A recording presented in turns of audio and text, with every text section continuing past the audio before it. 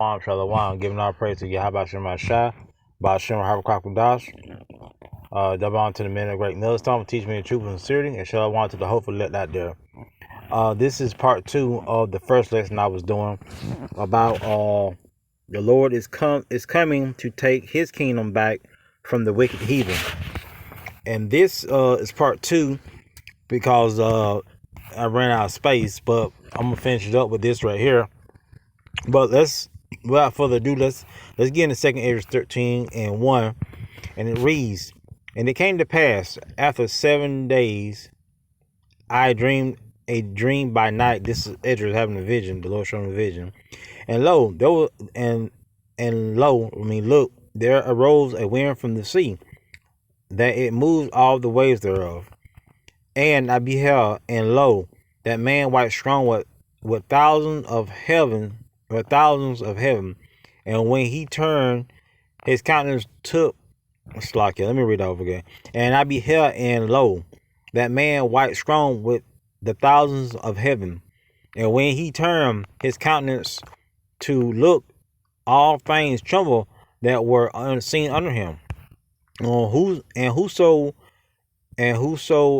the voice went out of his mouth, they all burnt that heard his voice, like as the earth faileth with it,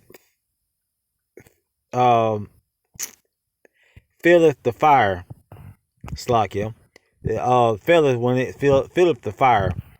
And after this I beheld, and lo, there was gathered number to. I'm sorry, Slakia. And after this I beheld, and lo, there was gathered together a multitude of men out of the number from the four winds of heaven to subdue the man that came out of the sea. So this is Esau and his army trying to subdue Yahawah SHAM Rawchaa. And we all know what that's gonna lead to. But I beheld, and lo, he had graved himself a great mountain and flew upon him, which that's the chariot, the fathership. But I would have seen the region or place where out the hills was graven. But I would have seen the region or place where out the hill was graven, and I could not. I mean, it was so huge, you couldn't tell the beginning or the end of it. After this I beheld, and lo, all they which gathered to subdue him were so afraid, and yet does fight. They were afraid, but they still fought anyway, because the Lord put the spirit on them to fight. And lo, as he saw the violent multitude that came near. And lo, he saw the violence of the multitude that came. He near lifted up his hand. He neither lifted up his hand nor held his sword or any instruments of war.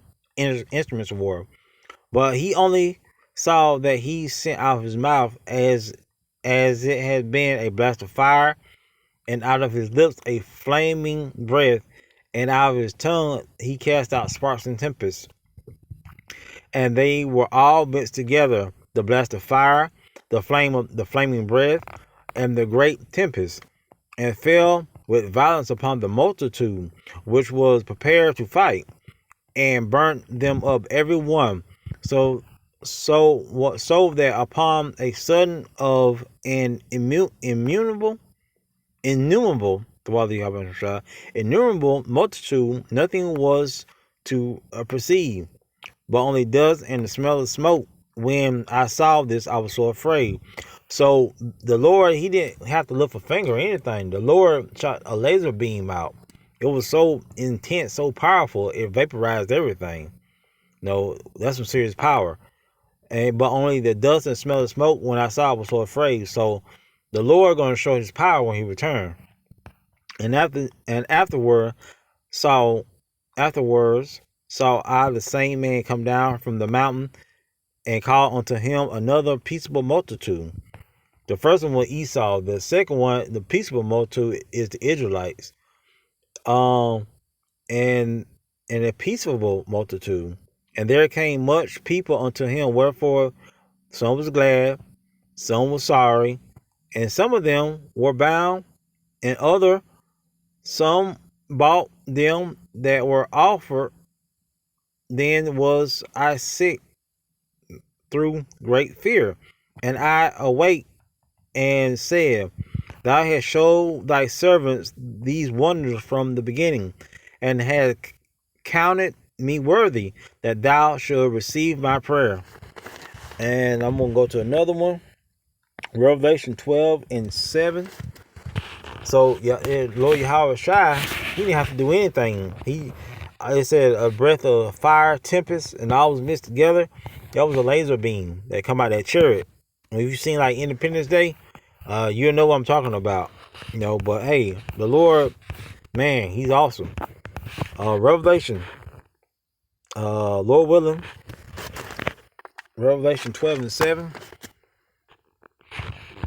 12:7, Lord willing. Revelation 12:7. And there was war in heaven, in the upper atmosphere.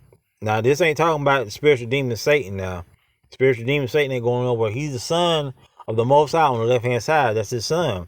And he created him to do that. To bring evil. That's his job.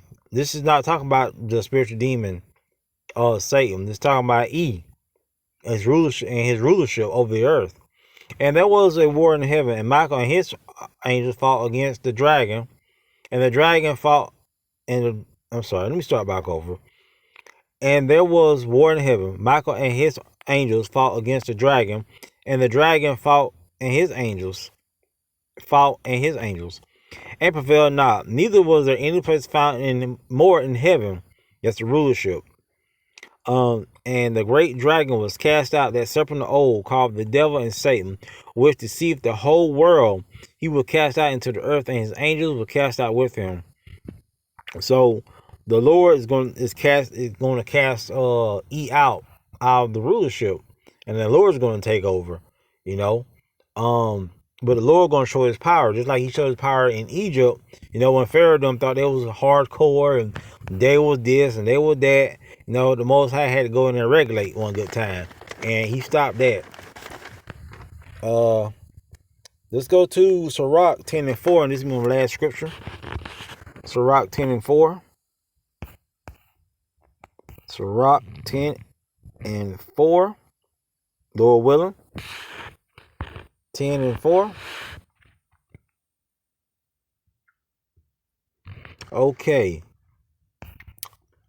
Okay, let me see.